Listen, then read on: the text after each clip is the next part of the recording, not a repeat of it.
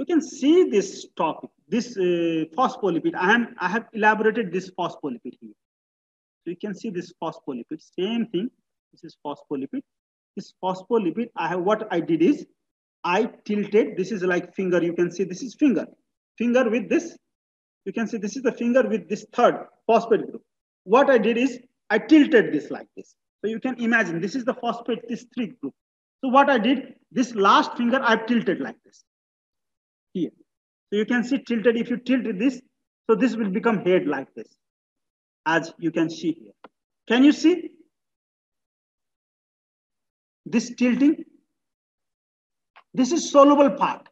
So you can imagine this were here. I tilted like this.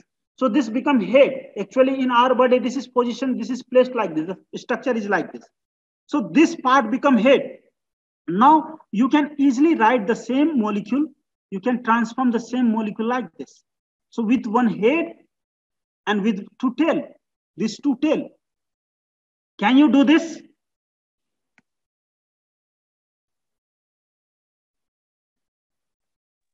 Yes, sir.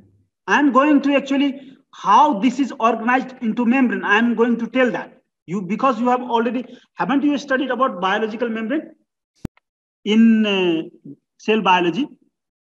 Cell membrane. So you already know that cell membrane is nothing but lipid bilayer. You know, lipid bilayer. 2 lipids are there. So these lipids are like this here, lipid bilayer. So you can see this is the 1 layer of lipid. And this is 1 layer of lipid. You can see this head. Head is nothing but this part. And this side chain, this is tail. Tail is nothing but this fatty acid. So fatty acid, because this fatty acid is insoluble in water, hydrophobic. So what does it do? It is hydrophilic. So what does this do? It will try to, this head part will try to face towards water. And this tail is hydrophobic. That is why it will hide from water this way. So what will happen? This organization will form, and this organization will form into this spherical ball structure. Okay. So in that sense, what will happen? Outside the extracellular space also have here head, and intracellular also have lipid head.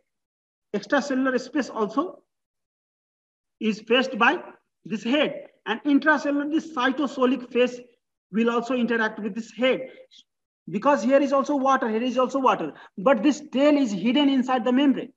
So this is why this phospholipid will make this whole membrane this way. This phospholipid make head is faced towards water, both sides, extracellular water and intracellular water, and tail is hidden here inside because it is hydrophobic. So this is why this you can correlate this structure with the membrane structure. If you can see, this is phospholipid. Phospholipid does the same. This is soluble part. This is space. This is towards water, and this is insoluble part. This is hidden from water, away from water. Interact with each other. Tail interacts with each other. Now this is glycolipid. You can see glycolipid also interact with each other. Tail will hide from water, and head is exposed to water. And here this is cholesterol. Cholesterol also has, if you have noticed, cholesterol also have one OH group.